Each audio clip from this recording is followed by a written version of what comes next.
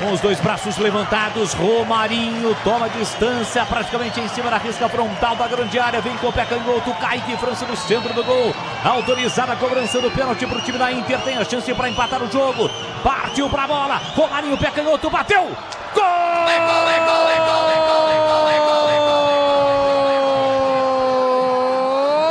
Da Inter!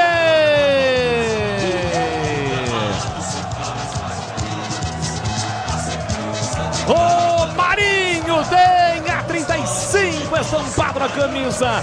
Se o Lucas fez de um lado, o Romarinho também fez do outro. Pênalti batido com segurança no centro do gol. Bateu forte o Kaique França, caiu para o canto esquerdo.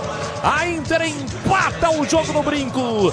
Romarinho faz a festa. O torcedor leonino presente no brinco. Romarinho cobrando o pênalti. 37 está registrado o primeiro tempo. Guarani 1, Inter de Limeira também 1. E o detalhe do gol, Breno Beretta.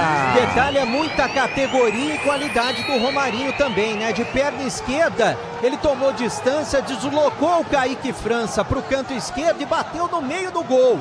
Uma bola na meia altura muito forte, empatando o jogo de pênalti também para a Inter de Limeira. Agora, Guarani 1, Inter também 1. Tigrão.